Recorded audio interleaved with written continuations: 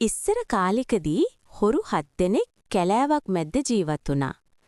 කළුවර වැටුණට පස්සේ ඔවුන් ගම්මානෙට ගිහින් ගම්වල මිනිසුන්ගේ දේ හොරකම් කරගෙන පොදි බැඳගෙන කැලේට එනවා.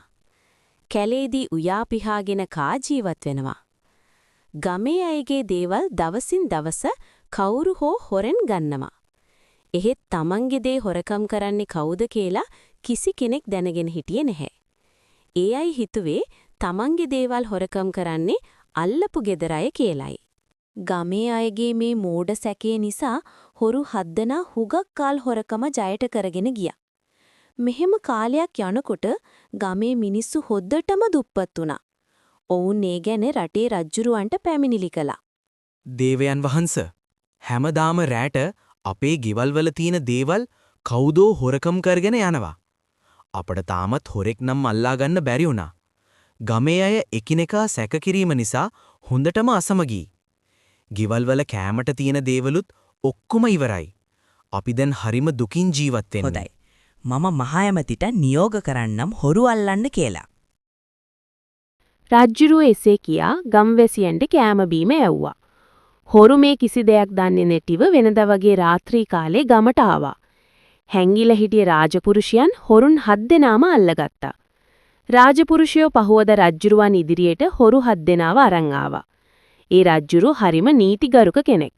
උඹලා මේ අහිංසක මිනිසුන්ගේ දේවල් හොරකම් කරලා තියෙනවා. ඒක බරපතල වරදක්. මං උඹලගේ හිස් ගසා දානවා. රාජතුමනි, අපට අනුකම්පා කරන්න. හොඳයි. එක කොන්දේසියක් උඩ මං උඹලට දඬුවම් කරන්නේ නැහැ. උඹලා මේ මිනිස්සුන්ගෙන් ගත් දේවල් ආපහු දෙන්න ඕන. හොරු 7 දෙනා මිනිසුන්ගෙන් හොරාගත් දේ ආපසු දෙන්න පොරොන්දු වුණා. රජ්ජුරුවෝ රාජපුරුෂයන් යවා හොරු 7 දෙනාගේ ගුහාවේ තිබුණු දේවල් සියල්ල ගෙනවිත් ගම්වැසියන්ට බෙදුවා. තම තමන්ගේ දේවල් නැවත ලැබීම නිසා ඔවුන් සතුටු වුණා. ඒ වගේම පරණ සැක තරහ මරහ අමතක කොට සමගි වුණා. රාජපුරුෂයෝ හොරු 7 දෙනාගේ කකුල් වලට දම්වැල් දමලා නිදහස් කළා. දම්වැලකින් එකට ගැට ගහලා තිබුණ නිසා හොරුන්ට සාමාන්‍ය විදිහට ඇවිදගෙන යන්න බෑ. ඔවුන් 7 දෙනා උඩ පැන පැන කැලේට ගියා. ඉතින් කැලේට ගියා කියලා කන්න දෙයක්වත් නැහෙනි. ගුහාවේ තිබුණු හැම දෙයක්ම රාජපුරුෂයෝ ගමේ මිනිස්සුන්ට බෙදලා දුන්නනි. මෙහෙම බඩගින්න හිටියොත් ඉතින් අපි මැරිලා යාවි. අපි මොනවද කරන්නේ? අපි මන්තරකාරිගේ දේවාලයට ගිහින් මොනවා හරි හොරකම් කරලා කමු. බඩගින්න හිටි නිසා හැම දිනෙකම එකට කැමති වුණා. ඉතින් හොරු 7 දෙනා උඩ පැන පැන මන්තරකාරිගේ දේවාලයට ගිහින් ඇයගේ කෑම ටික හොරෙන් කෑවා. ඔවුන් කන අතරේ ගමනක් ගිහින් හොඳටම බඩගින්නේ ආපු මන්තරකාරි හොරු 7 දෙනා දැක්කා.